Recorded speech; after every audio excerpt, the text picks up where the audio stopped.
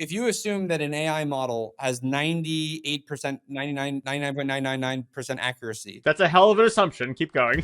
It's like super cheap. It's instantaneous. That's like all enterprise software does at the end of the day. Like all we do is build software so people can log in and perform a task. That's just pure operational efficiency and GDP value that gets created. Isn't it very deflationary though? Whatever number of ridiculous nines you believe. What? Technologists like to make fun of non-technologists and say you don't understand exponentiality. And then I think a lot of people like to make fun of technologists and say you don't understand S-curves, right? It really matters where things tap out. It's not clear to me that you won't just have a Cambrian explosion of applications of much higher personalization and specificity, which you can actually charge higher margins for. You're building a lot of smaller businesses. It is amazing to me how open those questions still are. I think these models have a long way to run. There are things that aren't working that were working. How can you be so confident? Because we really don't know. Because it's a religion. Well, I thought it was because it's a podcast, but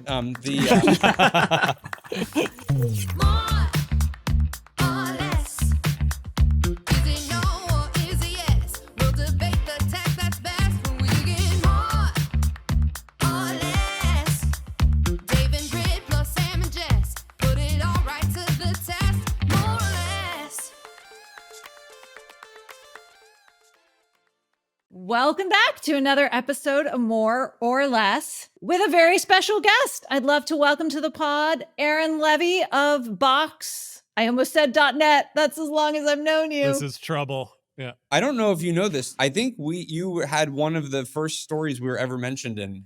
Did you know that? Sounds right. Was it related to a Facebook platform? Yeah, wasn't it originally a platform Box app? Is it possible, Jessica, is it possible that you were doing this before Facebook at all? Probably not. The podcast? No. Yeah. No, not. Unless we figured out time travel. Is it possible I've been a journalist before Facebook? I mean, I have been, but No, but like in 06 maybe or 05. Yeah. I started at the Wall Street Journal in 2005. I've been writing about tech ever since. I feel like I talked to somebody in 2005 about like Web 2.0 or something. Totally. I think I have a note. Okay. I think so, because I have a note every time I call Drew Houston, it says met at South by Southwest 2005. Nice guy. And that's in my notes. And I think I probably did a feature. Yeah. And you needed 3 companies to make a trend. And I probably had to skip my husband's company, which would have been the other company. The 3 Riders of the Apocalypse. I was the first one off the putting files on the internet for consumers bandwagon. You dropped out, man. I dropped out. I dropped out. I sold out. What is it? What's the bro? I sold. What is it? I started up. I sold out and I broed down at Facebook first. You guys hung on. You hung on. And Aaron, before we get to wherever this podcast will go, the many places, we're very excited to have you because, and we should note, we're down to Britt Morin, who apparently had to do some real work. Apparently she's doing the great work of helping her entrepreneurs build businesses. That's good, because I thought Britt had dyed her hair white and become a man.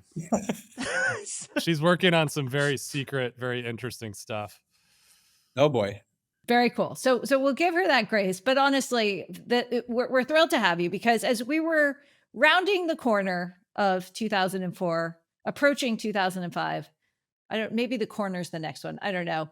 Did you drop a number there or like what? Maybe 2024. Yes, I did. Okay. All right. There was some digit missing. Years. Yes. Okay. And there have been a lot of important themes of the last year, and you have opined on all of them on X. What hasn't he opined on? Energy and zeal. It's been a zealous year for you, Aaron. Well, every year is a zealous year for Aaron, and I have to say, I, as an aspiring internet shitposter, just like having the godfather of internet shitposting on the podcast. It's great. It's true. Yes, we're honored. Nobody can top your shitposting. So, and I'm the very worst at shitposting. So, Yeah, you have a lot of work to do. At least I know it. The thing that I most appreciate, though, about your shitposting, Aaron, is like I aspire to your internet. The thing I can't understand is, we've been at many secret fancy conferences together over the years. And the thing that I can't get over is the deference of very powerful people to your shit posts. Because we'll go around the room with a bunch of very powerful people and government people, whatever. And out of nowhere, they're like, what does Aaron think? And you're like, why does anyone care what Aaron thinks?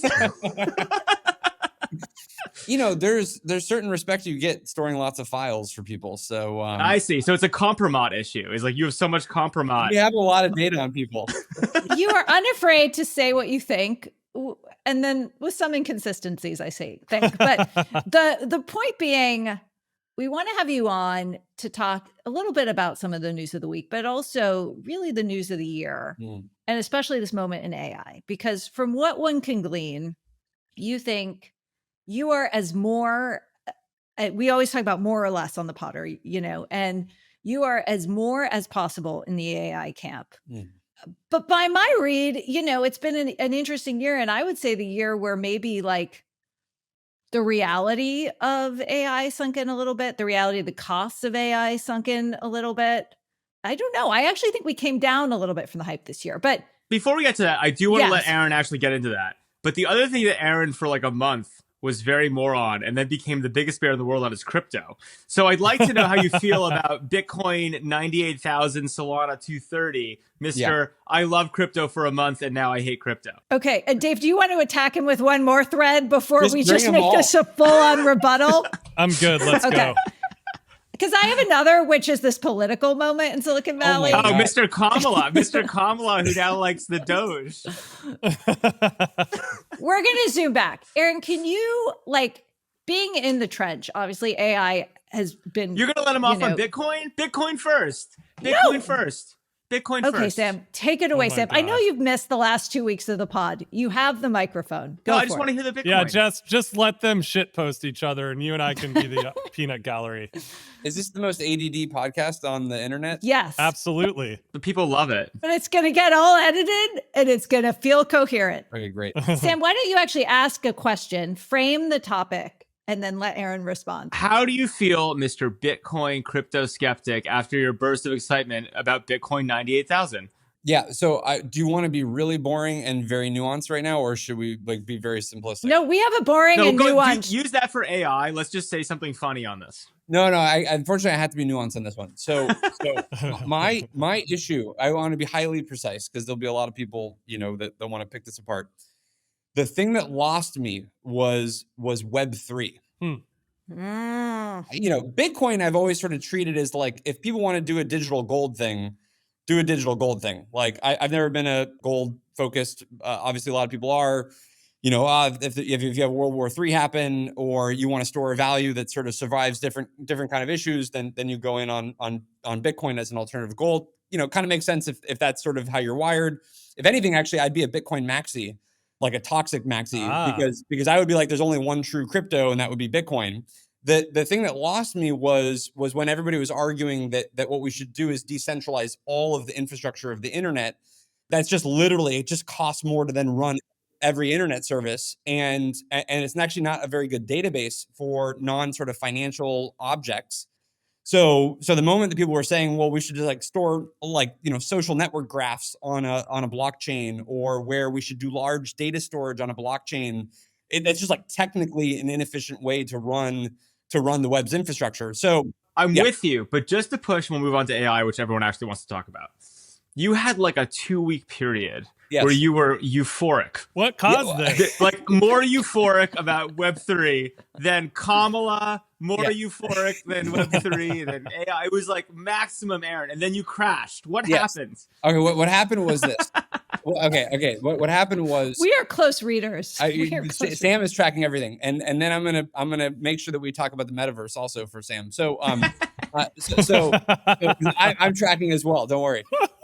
So there was a very brief period where I sort of allowed myself to think there could be some use cases for a trustless infrastructure. If there are some things that have to be interoperable between multiple systems, certain things that maybe you wouldn't want to inherently trust the government with, or where you might need a data asset that would be available to multiple systems.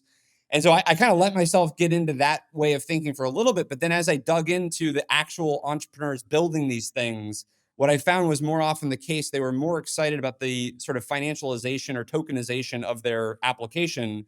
And that was the exciting premise. It wasn't the sort of inherent trustlessness of it. It was the financialization of what they were building.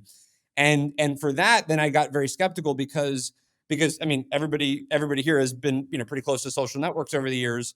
I just don't think you can build a social network where financial, where monetization or incentives is at the core of the network. Yeah, I think people have to join these things because they want the utility of whatever the network is.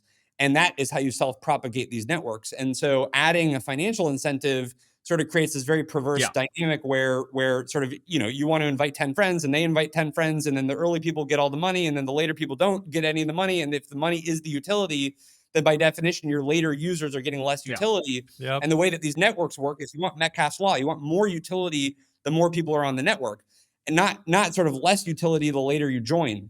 And so as I was sort of seeing the actual real, application of Web3 versus maybe the idealized sort of thing that was discussed, I got very skeptical that this would actually work in practice, because the kind of people that were promoting this were just promoting these sort of, tokens that were ostensibly, supposed to have utility, but they were really just these kind of, MLM schemes. So that was my concern. Prior to that, I was kind of just indifferent to Bitcoin. I make jokes on Twitter for the past 10 years, obviously. So like that's out there. But at times I've gone in and out of some Bitcoin exposure, and no sort of strong opinion one way or another, other than I think it makes sense to have a sort of a digital gold or currency if kind of everybody wants to participate in that. But I am sort of probably a toxic maxi in the sense of I don't think you can have 10 of those. I think you kind of have to have everybody decide this is the one, and you can't sort of fragment off into 50 others. So that's sort of the nuance. So you heard it here first. Box will not be putting its treasury into Bitcoin, and let's talk about AI. Last question on crypto. Yeah. Does anything about this potential deregulatory moment shape your view? So there are a lot of people who were kind of skeptics on the sideline, but who now are saying, okay, with the Trump administration and change of administration, the rules are likely to change. And obviously that's fueled a huge run up. But what do you make of that? Oh, I mean, the Trump administration is very bullish for anybody doing crypto. There's no question. I was treating it from a very purely sort of OCD sense of will this be a good way to build a network on the internet that is not financial? And so I was just laying out the case why that probably wouldn't work because of these sort of incentive dynamics that you have. For what it's worth, despite I unfortunately have to agree with you. I'm actually fine for people to do whatever they want if they're educated on the risks and the rewards and all of that. And I laugh at meme coins all the time. To each their own. My point was sort of, and again, we all kind of collectively saw Web 2 arrive. I was getting a little bit, anxious and nervous about this idea that Web 3 was being described as sort of somehow hearkening back to the origins of Web 2 when everything was sort of mashups and interoperable, and then looking at an architecture that I didn't think could deliver that kind of outcome based on what I was seeing. It's not an argument against just general decentralization, but the architectures that I was seeing get kind of created, I didn't think could lead to that. For, again, non-financial use cases. Financial use cases, stable coins, Bitcoin, whatever, that's all fine. What, you must be a public company CEO. That's good. I mean, I agree with you. Also, I think Trump just announced he's going to appoint Atkins as SEC commissioner, which was, I think, expected. Is that the diet guy? Is that good? No. Yeah. Paul We're Atkins. slimming down America? If you're crypto, guys, Atkins was so 9 fads ago, okay? I mean, between Atkins and RFK, I mean, the health crisis is going right. We're switching to a 100% protein diet. Guys, that's my big topic of the end. I've got a protein corner at the end, but we'll come back to it. But I mean, there's just no question that if you contrasted, Biden administration, Trump administration, anti-crypto, pro-crypto, very different environment that we're about to enter. So yeah, that actually segs. So it seems like we'll end up with AI, but you were a very strong supporter of Kamala, very outspoken about why you felt she was best for tech. More recently, you've been, I think, just pointing out, I'll let you speak for yourself, but it seems Why would you do that? I believe I read you quoted in the Wall Street Journal as saying something that you think sort of Elon will be a somewhat reasonable force in tech and the administration or something like that. But what are your views about this moment? And a lot of people ask me, where's the valley? Is the valley going this way? Is the valley going this way? What do you see? You really want to get into politics right now? I do. Okay. As it affects the tech industry. We're leaving AI for the end so that you can't hang up. That way you can't hang up because you want to get to talk about AI. So we're going to get you through all the other topics before that. But also, it's my perception that you, care a lot about this issue and think it's also a pretty interesting and important moment. So hence the topic. Yeah, sure. I care a lot about, and this has been, I don't know, I went back and looked at some old notes from like 12 years ago. COVID made me forget like a lot about my own sort of journey in tech and thinking about government stuff and other topics. But went back like 10 or 12 years and like remember that like I was extremely passionate about government regulation sort of slowing down progress, across all forms of society and the economy. And you look at the 21st century and America is in this unbelievably unique spot relative to the world. We see all these charts from Europe and we know how China's clamping down on business. And it's like, holy crap, like we have the golden goose here. Like we are leading in AI, we're leading in biotech, we're leading in transportation in most categories. We have the chance to lead in energy in most areas. We're leading in space. So you kind of look at all of these areas where we're clearly in front of the world. And this is what's going to produce the next, 10 or 50 million jobs in America over the next, N decades. So what you want to do is not squander that. And you want to make sure that we're like driving that as much as possible. And so my particular, sort of angle with any of the policy people around the Democrats and the Harris campaign was like, you have to go after, regulation, tech innovation. We have to be the country that is leading on all these forefronts. I think that they just didn't do that great of a job with that message, like to be honest, obviously. And it kind of landed in a couple spots. There wasn't that much policy being formed. There was a lot of legacy from Biden specifically that had to get undone. You had this unrealized capital gains thing. That was a total disaster that was sort of always creeping out there. That was going to obviously be bad for just the capital cycle. So a lot of liabilities on making that happen under the Harris camp. I think Trump, his way of delivering this message is very unique and like you kind of have to like pull out and parse it out. But like when you then compound, Elon in there, it's like night and day in terms of one side is going to just reduce the regulation. It's going to be a growth oriented, more dynamic, kind of driven economy approach.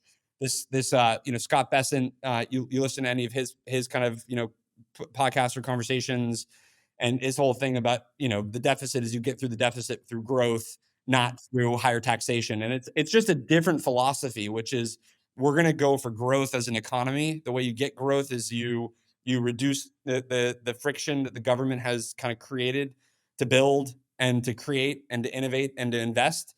And then you let the private sector sort of do its thing with the right level of protections, surrounding the private sector. And I think it's clearly a distinct philosophy from what the Democrats pitch. And it actually aligns, frankly, more to my instincts. But there's other things on the Democrat side that kind of social topics and others that sort of have kept me in the Democrat camp, since I started voting. So, and as someone who's been in the Democratic camp since you started voting, I have too, for what it's worth.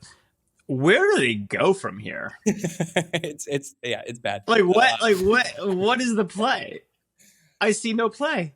I mean, the play is like Richie Torres. The play is no play. What's that? The play is no play. We've got to build from the ground up. It's a startup again. It's a startup. It's a startup where you don't even necessarily know who the founders are. So yeah, I think that's true. You do know who the investors are, though. That's interesting. Yeah, totally. We know who the LPs are. It's not clear we have the VCs even. That's always this recipe for a very successful startup is when a bunch of VCs have the money and no founder. And no idea. Or maybe they have like 20 just auditioning in a reality show to style. That would be the Shark best. Tank. Yeah. Newsom versus a TV show Who Wants to Run the Democratic Party would actually crush. They've got Mark Cuban, right? I mean, like the probably the hilarious thing about this, anybody watching, is like that's like what a primary process should have been. So yeah, totally. So like, isn't that the joke we're making? That's what you do in tech is we reinvent the thing that already existed and then claim that we invented it. Silicon Valley invents a primary process. .ai. Yeah, we have a very like we have a Y Combinator request for startup, kind of approach. But I think that, unfortunately, the very downer version of this would be I think the Democrat Party doesn't know what it wants to be, right? So forgetting even who leads it, it's there's just so many factions within the Democratic Party that the moment you bring up any topic, it's going to fork instantly. And it took somebody like Trump to be so, strong-willed, charismatic, let's say energizing to the base, to basically blow through any of the faction differences and just say, it's sort of, we're going in this way. I don't really care what your faction is. Like, you can join or not, or just lose the election. And then people got on board. And the Democrats are never willing to do that. They sort of think, well, what we should do is sort of be balanced on every topic. We're going to be like a little bit pro-business, but also a little bit not pro-business. We're going to be a little bit, sort of deal with the Middle East topic and try and see if we can cover all the bases, but not take any hard stances. We're going to, talk about education, but not really about like improving quality of education. So that's a tough way to I think get a lot of people on board, especially the centrists. And I don't know how the Democrats navigate that. That's a tough one. And you look at the last maybe point on this, you look at the postmortem, content coming out of the campaign and the podcast, and it's like, oh shoot, like if the things that they're saying are what they actually think happened of why they lost, like this is that's the scariest part. Did you see in the Free Press Nellie's thing on this? I've seen clips of it. What was it was unbelievable, but it's so good. And you're going through like Nate Silver and the thing she quotes Nate Silver. I thought that was so funny. So it's actually Nellie quoting Nate, to be clear, but it says the Harris campaign folks are the most non-agentic people I've encountered in a position of comparable decision-making authority. They don't even see themselves as victims so much as non-player characters, and none of them will own it. That none of them own. And you're like, yes. Yeah, like I don't understand. It's kind of, I thought that was a very wild but accurate assessment. Yeah, that feels fairly accurate. Yeah. One more. So I'm going to ask you one more question around politics. And Dave, if you've got one you want to squeeze in, and then we'll go to AI. So less regulation, you think grows all boats. What about an antitrust? And I want to ask you specifically about the this week, the FTC launched a serious inquiry into Microsoft, which is a company you do compete pretty directly with.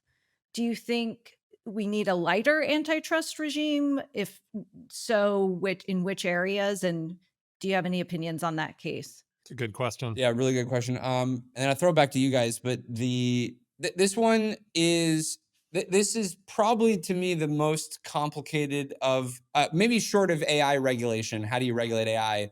Antitrust seems to be the one that has a lot of kind of, it's very thorny because depending on which end of who's enacting the pain in your business or whatnot, you're going to land somewhere different in tech. The VCs sort of, let's say by default probably say, hey, we need more M&A. So then the big companies need to be able to buy companies. The actual operators often, sort of experience versions of, well, there's not an open API for this thing, and that creates lock-in, and that's not creating a fair competitive environment. And so depending on what scale you're at, as a company, you kind of deal more with the implications of these things. And then maybe if you're on the smaller side, you're like, well, I'd like to be able to get acquired. So there's probably not a singular doctrine that could navigate all of these dynamics in tech and get everybody on board. Unlike, I think there's a lot of areas of tech where we would all probably just be like, yeah, we should have more like autonomous vehicles, and we should have a free and open internet and let the internet kind of self-regulate. Like antitrust is the one where people land in different spots. I probably favor more allowance for M&A to happen.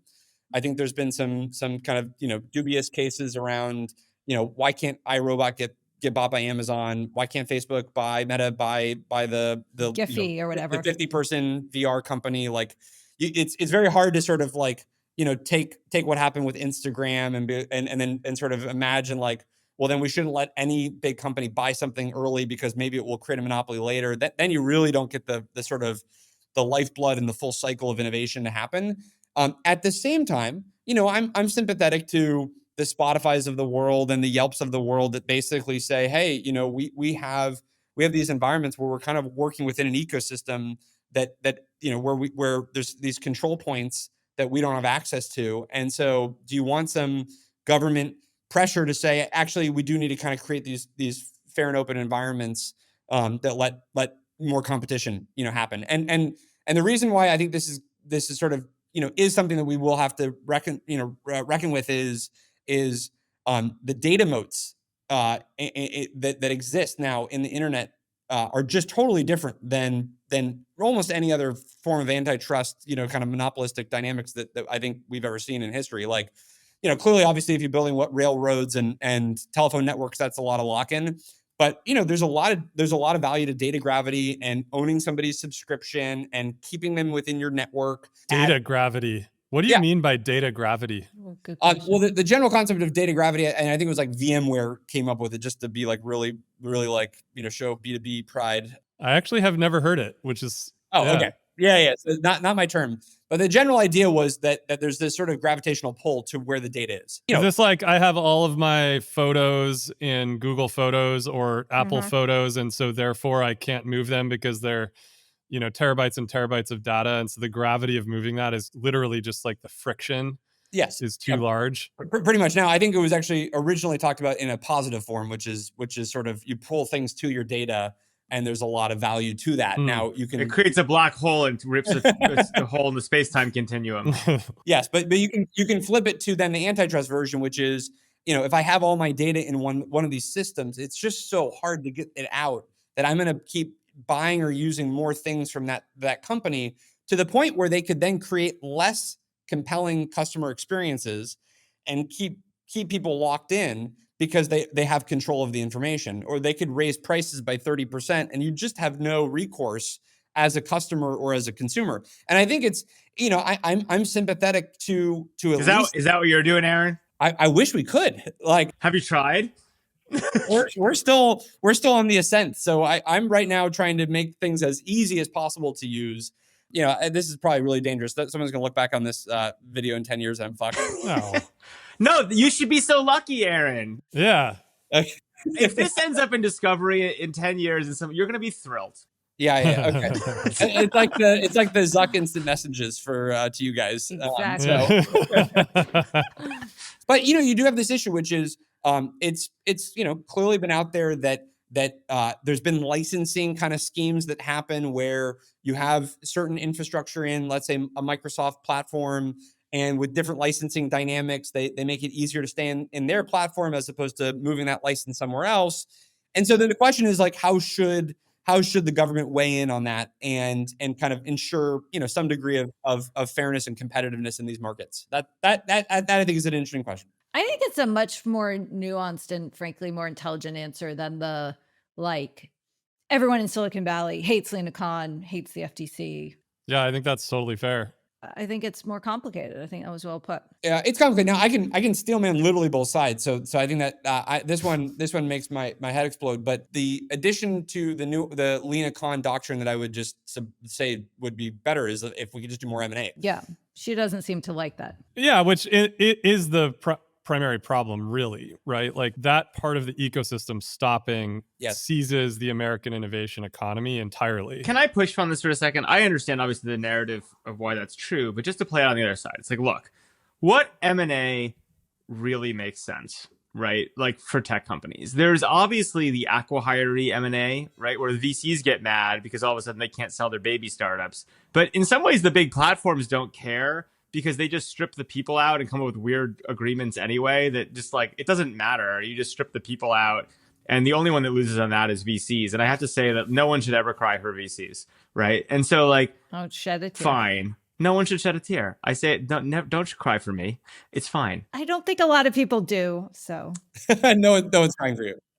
About VCs, Sam, this is about whether or not the capital is flowing back into the ecosystem so that more startups and more competition can be created. I understand. I'm just saying, I think the reality is that, like, Aaron, I'm kind of curious, like, there's the mega M&A stuff that happens at Microsoft. And like, that's kind of, you can argue about it in either direction, whether it's good or bad or value accretion, but no one really cares about that either. No one's crying for Activision, right? So it really is just this mid-range. They did acquire Activision. No, I understand, but I'm saying there's an argument about it. I'm saying no one's crying about that. So no one's crying about the big stuff. No one's crying about the baby stuff. You're only really talking about this like middle tier of M&A. And like, I just wonder how real it even is, like whether there should be M&A in that space, you know? I think if you look at the actual track record, now this is probably, unfortunately a negative on the FTC environment, but it does seem hyper targeted at 4 or 5 companies. Yes. Splunk was acquired for $30 billion by Cisco. VMware was acquired for $50 or $60 billion by Broadcom. I mean, these deals have gone through just fine. This is really about, Apple, Facebook, Google, Amazon. And that sort of, it sounds bad because then it's like, well, then it really does seem to be a little bit of a kind of a big tech moniker is what's causing it. And who's actually harmed? Yeah, I think mostly VCs and founders probably are the most harmed of the group.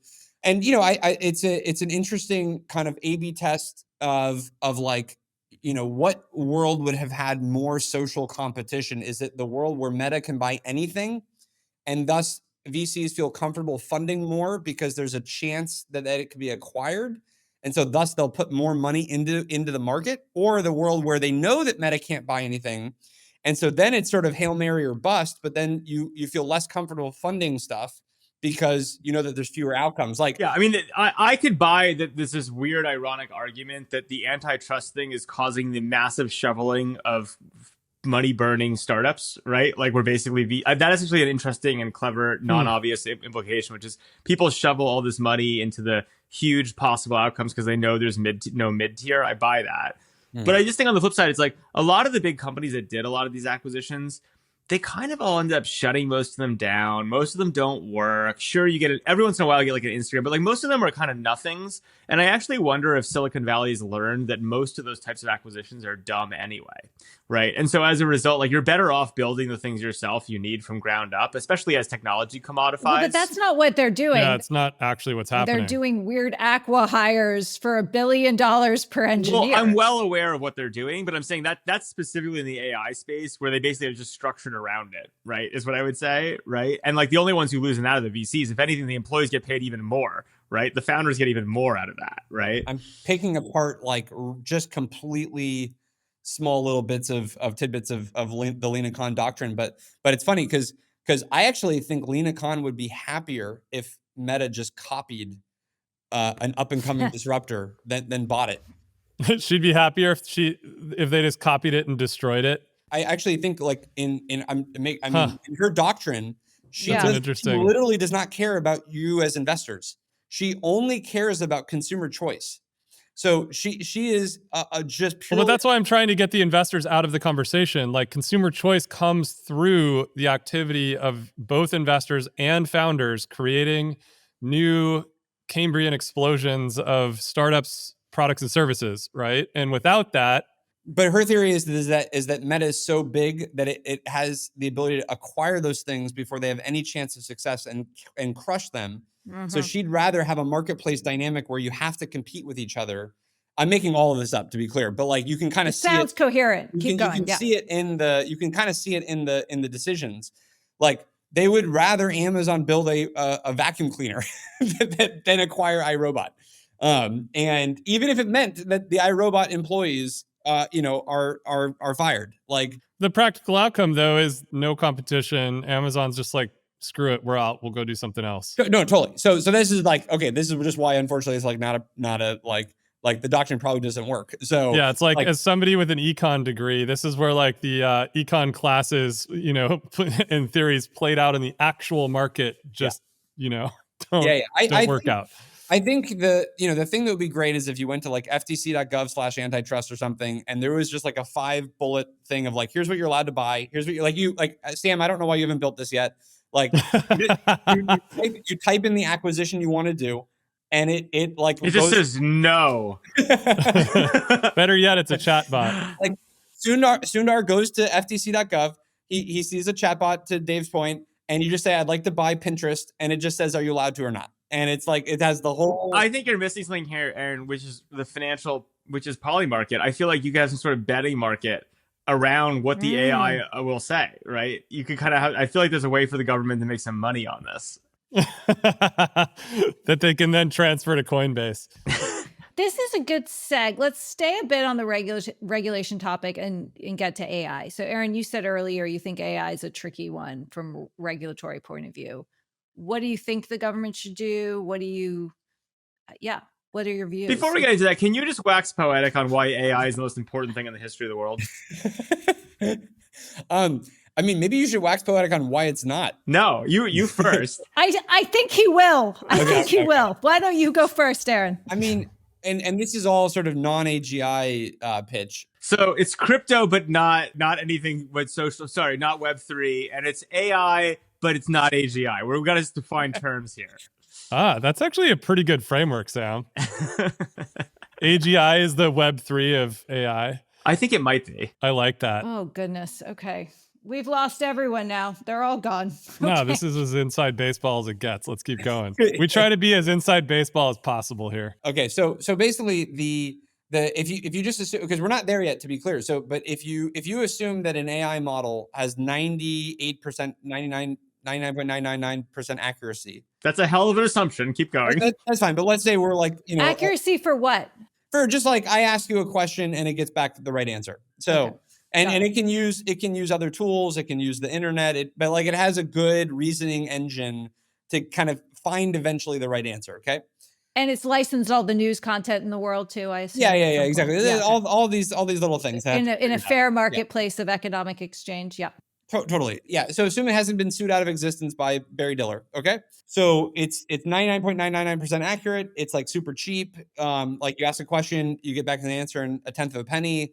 It's instantaneous because NVIDIA makes everything 10 times faster. Let's just pretend that we can get there in 2, 3, 5 years. Okay. In your magical world, continue. But Sam, do you see any flaws with any of those parameters? I'm happy to have an intellectual debate on these parameters. Keep going. Because like this is not supposed to be the crazy part. So like this is like I'm just confused. I see that you responded. I easily agree with this. You responded to a tweet on 11/22 saying RFK is the only thing in the way of AGI. So, does that mean you actually do think AGI is coming?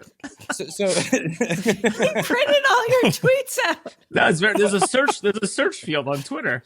Was there an image or a quote tweet? What was in the body of that content? What are we even doing here? It was a reply to something called bladder that you made. This is like the problem with trying to bring shit posting into the verbal world. It makes absolutely no sense. Aaron, you got to accelerate your explanation. They're like different dimensions of the promise of AI. Okay. I just wanted to see if Sam and I could align on even the concept. On anything. Yeah. So, but if you agree with everything I just said, which Sam doesn't, but I'm happy to entertain it. Okay. So if you agree with that, then I mean that's just like guaranteed to be, I don't know, $500 billion of software that will get built, $1 trillion of software that will get built that can leverage that. If you can just literally automate any sort of just operational task in an enterprise, that's like all enterprise software does at the end of the day. Like all we do is build software so people can log in and perform a task. And if that task can become a tenth of the price that it was previously, that's just pure operational efficiency and GDP value that gets created. So isn't it very deflationary though? It's like, yeah, you added $500 billion of AI and you're going to remove $500 billion of Box.net stock. Cause like, why do I need you? Well, we're going to be the one that. Oh, you're the one who's going to win. Got it. Of course. What are you talking about? No, because that also that requires like a pretty zero sum mindset that imagines that like we've reached peak software and like software just does all the things that it'll ever do, and this is only deflationary. Like that to me is a tough premise, and I know that you're investing only in like in yard businesses, but lumber manufacturing, painting. Hey, let him speak for himself. He's right though.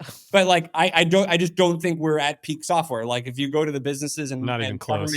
Government agencies that I've been to, we are not at like peak digitization. So if the next frontier is that you can just automate all of the other workflows that didn't get automated because the first wave of automation was pretty rigid, and the next wave is much more dynamic and it can automate a much wider set of workflows, that's going to be just pure revenue in the form of now it doesn't mean that it's all startups. It's going to be Salesforce, and it's going to be ServiceNow, it's going to be Oracle, and it's going to be Box.net, which is not our official brand.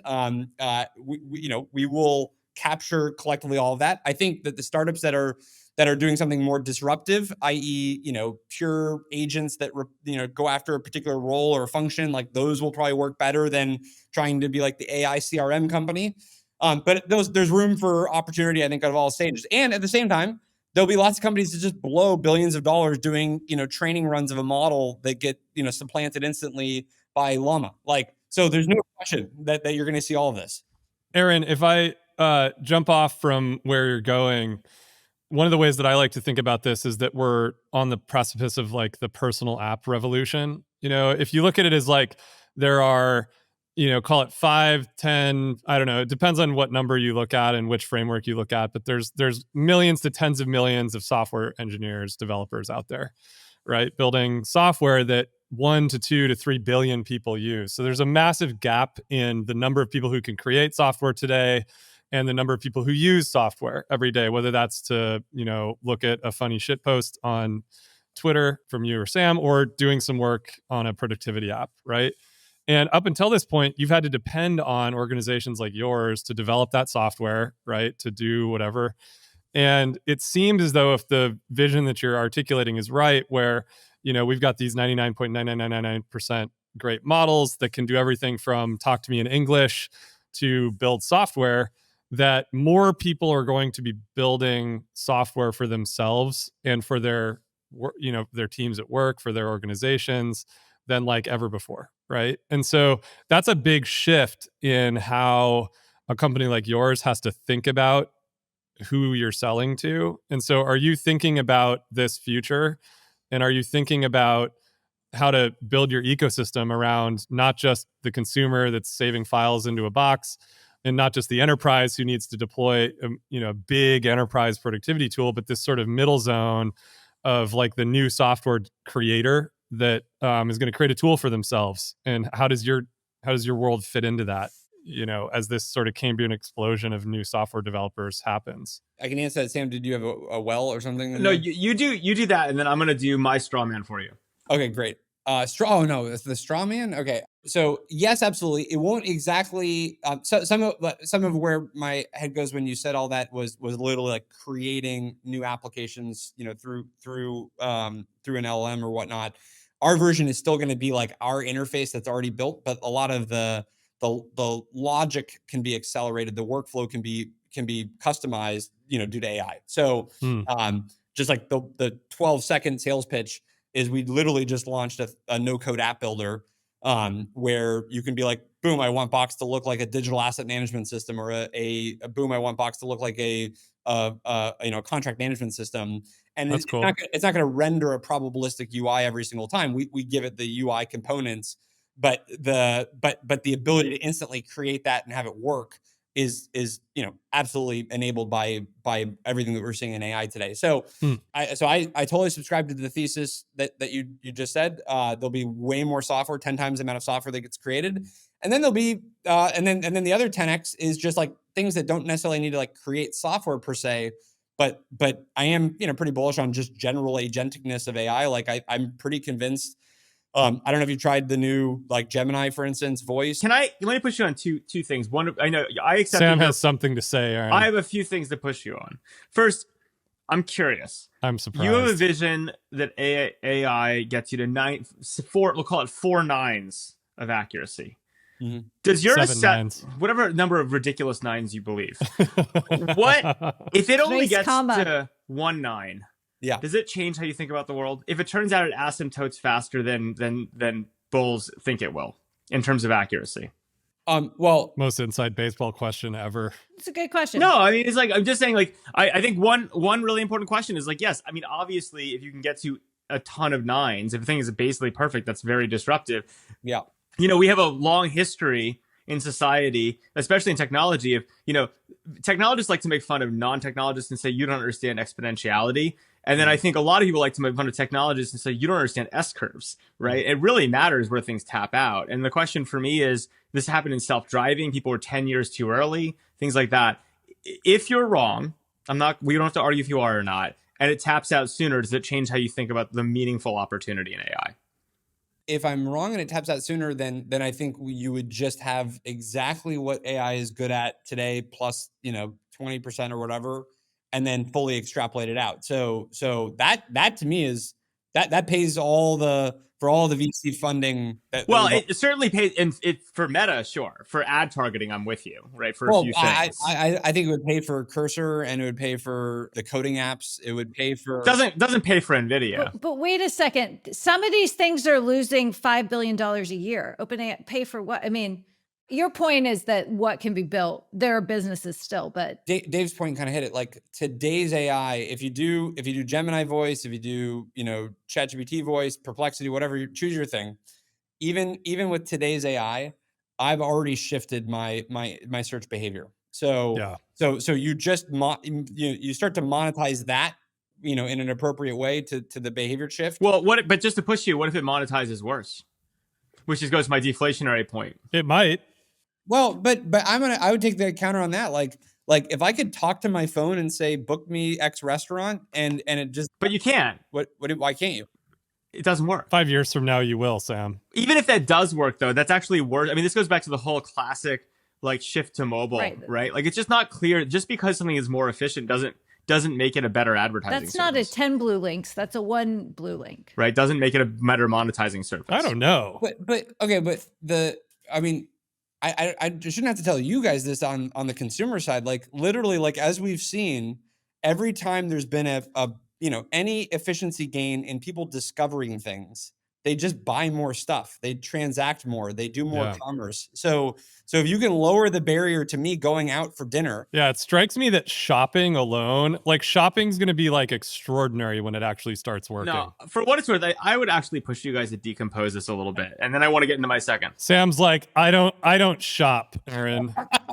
I shop incessantly at weird hours on Instagram because the ads are perfectly targeted. That's not shopping, Sam. That's eating what you're being fed. No, that is literally a definition of shopping. But first thing is, I say there are things in the world that have expanded. Let's talk about consumer stuff that have expanded time spent and engagement significantly. More time spent, more engagement generally means more monetization. There's just more to work with, right? You have more places for inventory. Fine. I would argue that, again, without getting into a whole second set of arguments, AI today, even if you're a really big bull and you think that Gemini and OpenAI is better at answers, is not actually going to expand inventory, right? If anything, it collapses inventory because you're doing fewer searches, right? It just gives you the answer. There's no looking at websites. There is less surface to monetize, right? And so that is your first problem. Your second problem is you can make the ad markets or the engagement markets, or the shopping, if you want to call it, be nice about it, more targeted, right? And deliver me the better thing more efficiently, right? That can drive rates up, right? That can offset lower inventory, but it's just not more efficiency in commerce doesn't necessarily at all lead to an expanded market, right? In some ways it can be deflationary. So I'm just kind of curious. It can very much change who the tax collectors are or the rent collector, right? Yeah. Who gets to monetize that? There's no question that your scenario could play out 100%. But to me, if the cost of lifting up my phone and asking a question has gone down by another 70%, then all I have to think about is, will I do more things on my device that then Apple monetizes, Google monetizes, OpenAI monetizes in the world? And that's why I think it will counteract whatever your sort of 10 blue link shift is. Well, that would be the question. The question is if you saw Gemini, and just hypothetically in today's technology, if you saw that Gemini dramatically expanded the number of queries per day someone runs, I'm with you. I don't think it does. Like, I think if anything, especially if you believe in an agentic future, it should actually drive it down, not. I mean, but my queries on Google are like find me this one random link from 17 years ago. So this is like, I want to go into a third thing, which I actually care about, but just to push on the second thing. This is the second thing about it, which is like everyone talks about how with this new AI, there'll be all these new use cases and all this. The reality is almost all Google searches are for like 6 things. Yeah. Right. Like the internet is actually much smaller. People's demands are much smaller than people think they are. The internet is very large, but the actual used internet is actually quite small. And so I do wonder to what degree that this is a little bit of navel gazing of all these great uses for, I'm going to do all these great things, when the reality is like people do like 4 things. Any question to that point will either seem visionary or out of touch. So let's just see where it goes. Go both. Do both. If Google operated one particular way 3 years ago, and you just knew, why would I Google this random question when I know that I don't want to go to WebMD to go peruse some kind of like crazy set of articles? But now I just pull up my phone and I say, how much Tylenol do you give a 5-year-old when they're sick? And then it says like 5 milliliters. And then do you want us to ship it to you right now through DoorDash or Instacart? And you press yes. Like I didn't do that Google query 3 years ago. But just to push you, 2 problems with that. One is, this is my how many nines You need question. to know the weight of the child, okay? But that's the first problem. But the first question I have with it is like, that actually, the number of 9s on that really matters. Because if that's 90% right versus a 99.999%, it has real medical implications. Second, to the point about commerce, if your kid needs Tylenol, it doesn't matter if it takes you 4 clicks or 1 click, you're still buying the fucking Tylenol, right? So like, why does it matter? Maybe I chose the least discretionary of use cases, but like, I promise you, I've purchased a lot of ice cream that I didn't need to purchase, but just because DoorDash and Instacart made it faster. Like, I purchased it because I need the DoorDash and I need to hit a certain limit. So then you end up buying 6 ice cream bars. What's your favorite ice cream, Aaron? Chocolate chip cookie dough. Ooh. So, okay, we can keep. What brand? Ben and Jerry's. Ooh. Ew. He's a classic. He's a classicist.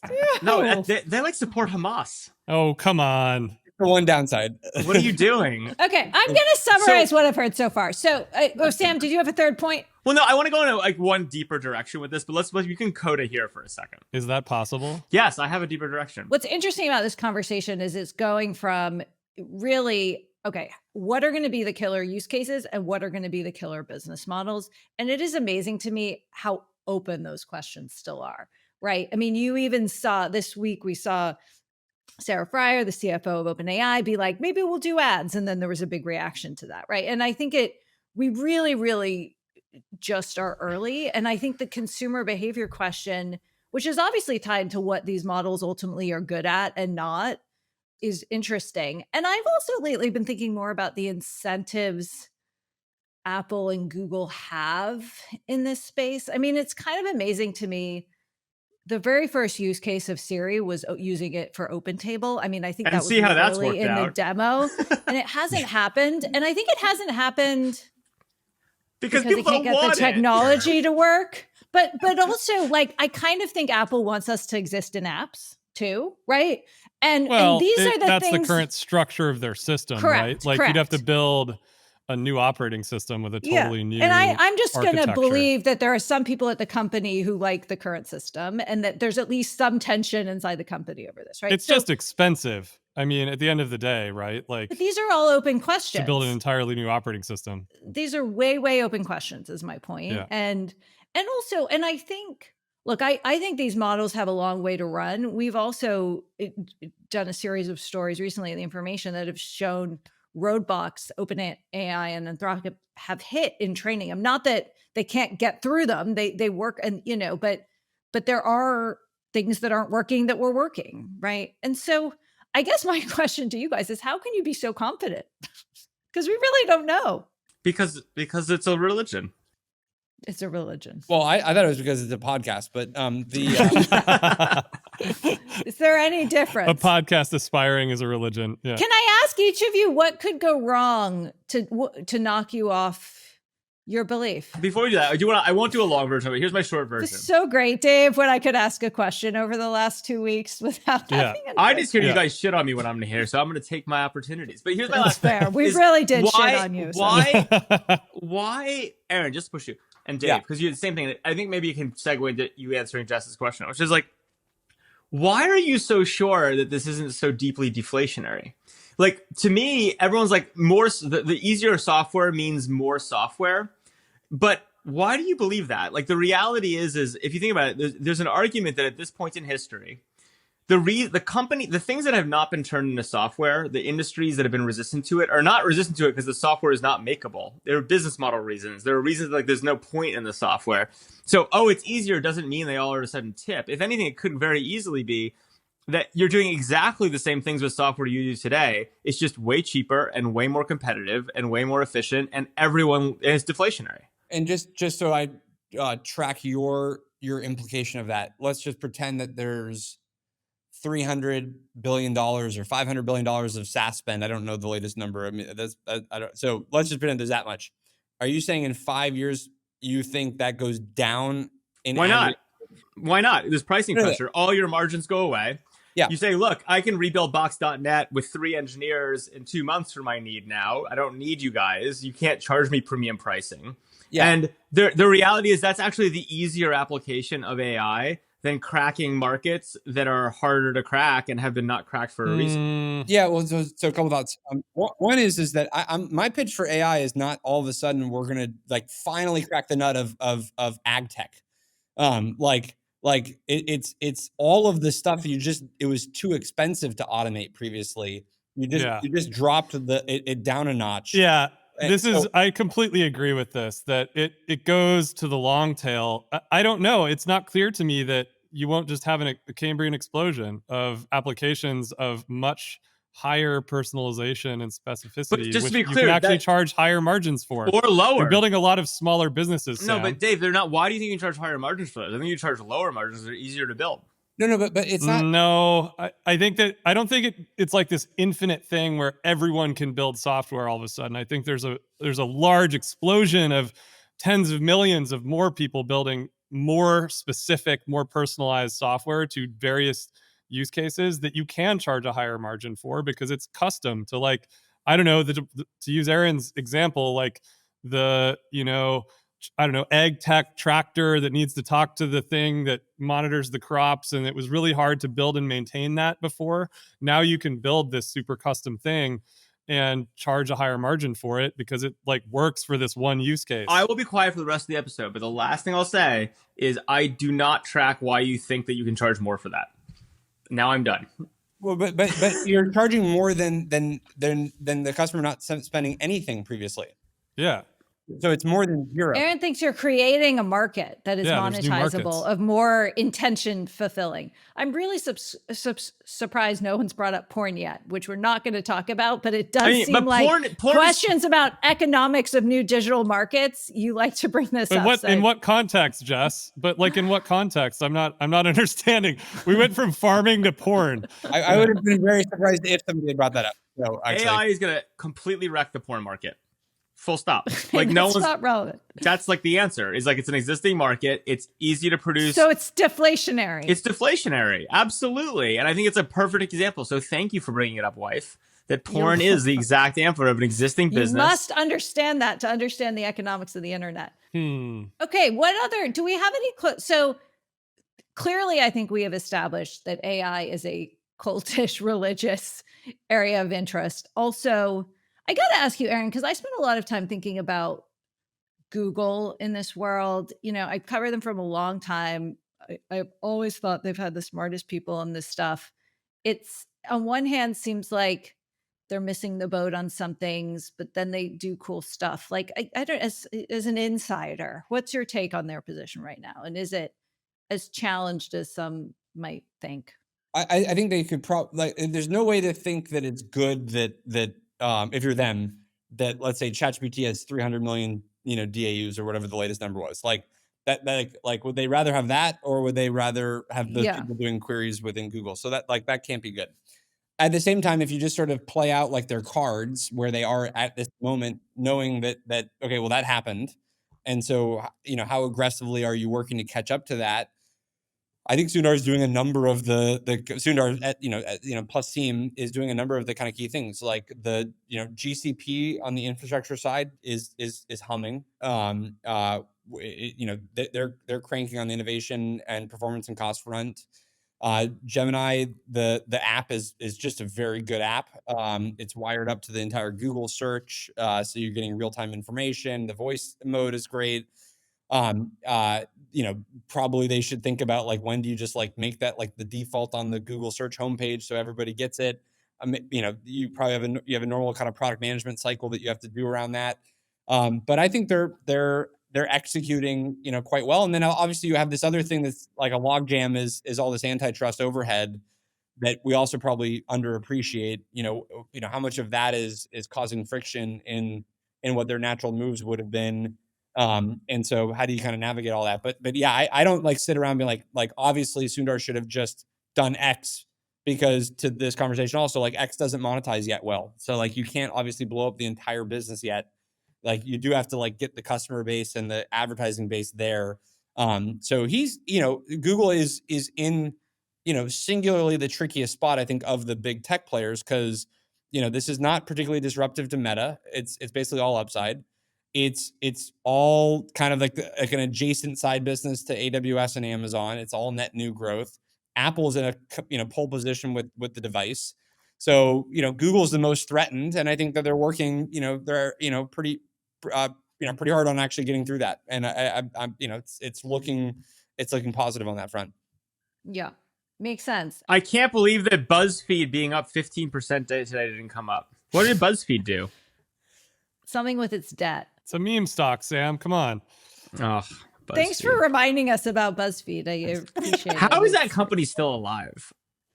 I mean, define alive. I will say, alive. I'm hearing a lot of, in the back channels of the internet, I'm hearing a lot of interesting, should we call them vintage internet products that are being bought. And there's a lot of internet entrepreneurs from the 2000s and 2010s that are trying to bring back stuff from that era. You know that I'm working on one of those. I think it's kind of interesting. You guys, Yahoo's going to go public at some point. It's going to be crazy. I'm a shareholder. I invested in the buyout. I'm very happy with Yahoo. Wait, which one? In the buyout of what? Yahoo. Yeah. Okay. Yeah.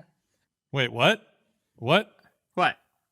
I didn't even know this happened. Yeah, Apollo bought them a bunch of years ago. It's not going public yet, but it's going to be eventually. Well, the fun one is the collection that Jeff Lawson is doing. What's he doing? The Onion. Is that the Onion? Yeah. Oh, yeah. So good. I could see you over there. What do you channel your jokes there? They bought not Breitbart. What did they buy that was so great? InfoWars. Oh my god, that was wonderful. They bought InfoWars. Well, I think there's still like dispute legal stuff going on, but That's brilliant. Okay. Do you have a prediction for next year for us? I